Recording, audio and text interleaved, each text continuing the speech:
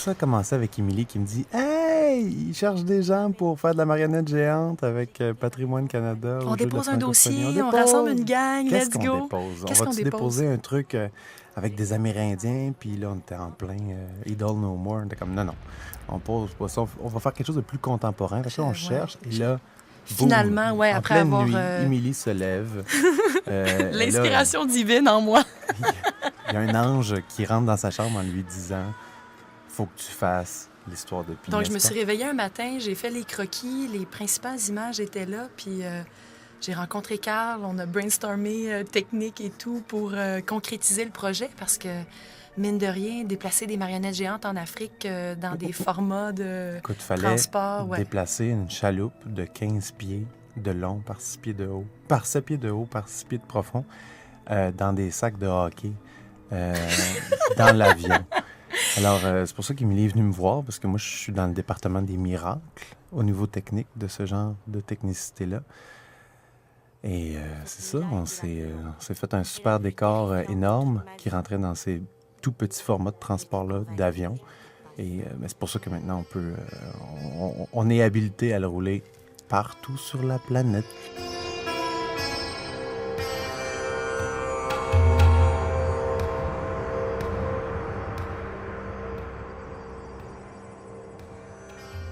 Pour expliquer un peu la petite pièce de théâtre, c'est qu'on a un castelet, qui est la chaloupe, qui fait 7 pieds de haut par 15 pieds de large. Ça, c'est notre scène à marionnettes. Et de ça va apparaître les marionnettes. Donc, nous, on est en manipulation, qu'on dit cachée, en arrière de ce castelet-là. Et Léa, qui est la seule comédienne dans la dramaturgie, elle va apparaître du castelet sur un faux plancher qu'on va déposer, qu'on va déplacer à l'intérieur du castelet. Et tous les autres marionnettistes vont manipuler à partir du sol.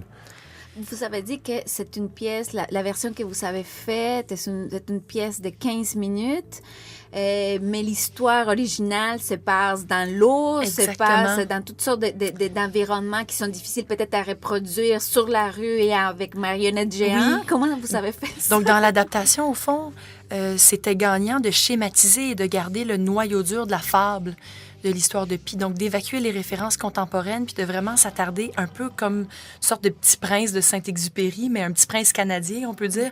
Le jeune homme sur la chaloupe avec un tigre. Vraiment se contenter, simplifier l'histoire un maximum pour arriver à raconter en 15 minutes. Oui, parce qu'en effet, sinon, l'histoire est assez dense. Il y a beaucoup d'informations. Puis c'est ce qui fait la richesse aussi du roman d'Yann Martel. Mais dans notre cas, en abordant un théâtre d'image, on se devait de simplifier, puis de schématiser, puis d'y aller. Mais oui, on a réussi à évoquer la mer avec les poissons. Ça devient avec, la poésie de l'objet. Oui, vraiment. Puis dans un univers surdimensionné, coloré, très ludique, comme si toute cette histoire-là, finalement, était à l'image de l'imaginaire du petit garçon, parce que c'est dans une esthétique, c'est très naïf, très coloré. C'est le fun, le théâtre de marionnettes, pour ça, parce qu'on sort un tissu bleu et hop, on est sur la mer. T'sais. Hop, on a des bancs de poissons qui courent autour de la chaloupe. On est... Le public accepte ça, et surtout le public africain qui était super à l'écoute de toutes nos manipulations dramatiques. Là. Oui. Nous, c'était un choc culturel. On peut dire que c'était typiquement africain, ce qu'on a vécu là, dans la formule déambulation. Nous, on était dans complètement un autre format. La plupart des marionnettes sont très, très hautes dans les airs, gainées avec un harnais. Nous, on était plutôt à l'horizontale avec la chaloupe et le tigre, donc on avait complètement un autre rapport.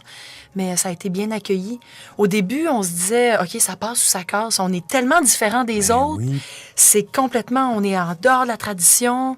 On renouvelle le langage, on mélange des techniques, on expérimente.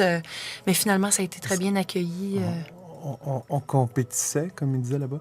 On compétissait avec des équipes qui avaient des marionnettes de 3,5 mètres. Oh. Et qui dansaient sur des rythmes complètement musique endiablés. Live, ouais, c'est ça. Avec des gens qui... Moi, j'ai vu ça, là. J'ai vu une fille avec un harnais dorsal de l'armée russe, patentée avec du bois et de l'aluminium, avec une marionnette de 3,5 mètres au-dessus d'elle. Elle jouait du tam-tam et elle avait un micro-casque pour faire la voix de la marionnette. Cameroun, ça. Cameroun, mes hommages, Cameroun. Madame, vous êtes formidable, vous m'avez...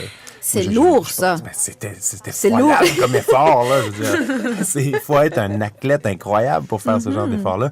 Et nous, c'est pas le genre de choses auxquelles qu'on pourrait envisager faire, parce qu'on a des trames sonores, on essaie d'alléger les structures le plus possible, on fait une chose à la fois, c'est-à-dire on se concentre sur la manipulation pour qu'elle soit le plus fluide et poétique possible.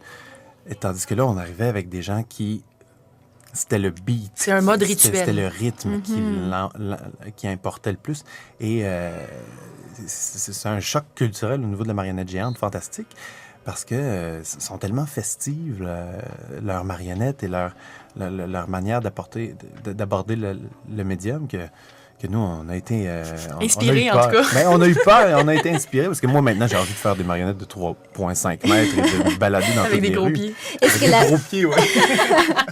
Est-ce que la version plus longue de cette pièce que vous pensez faire, est-ce qu'elle va s'inspirer un peu de ce que vous avez vécu et vu Absolument. en Afrique? Ben là, on a envie de faire des déambulatoires partout dans la ville de Montréal. D'ailleurs, le 9 septembre, dans Rosemont, avec le phare, on en fait. On prend nos marionnettes et on fait du déambulatoire, puis on va faire le spectacle après. Le phare, donc Festival des arts de ruelle. Oui, organisé par Léa Philippe, d'ailleurs. Et toi-même, non? Oui, je suis directeur technique.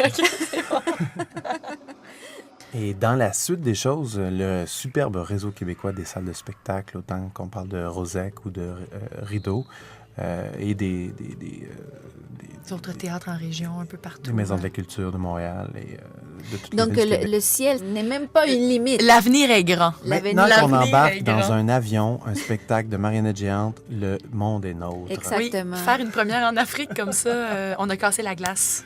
Je pense que vous avez bien fait ça, puisque vous avez en plus remporté cette médaille d'argent en art de la rue, marionnette géante, pendant les Jeux de la francophonie à Abidjan, en Côte d'Ivoire. Donc, merci d'être venu. Carl Vincent, Émilie Racine, félicitations encore. Merci beaucoup. Et juste pour le mentionner, les Jeux de la francophonie en 2021 vont avoir lieu à Dieppe, Nouveau-Brunswick, à côté de Moncton. Et il y aura des marionnettes géantes. Donc, préparez-vous, marionnettistes du monde entier. 2021. Planète marionnette, vous êtes appelés. Bonne chance pour la suite. Merci beaucoup. J'ai touché terre après 227 jours en mer. Oui, j'ai survécu. J'ai affronté mon plus redoutable ennemi. Celui qui provoquait en moi la plus grande crainte. Et en même temps, un féroce appétit de vivre. Le tigre, c'était moi.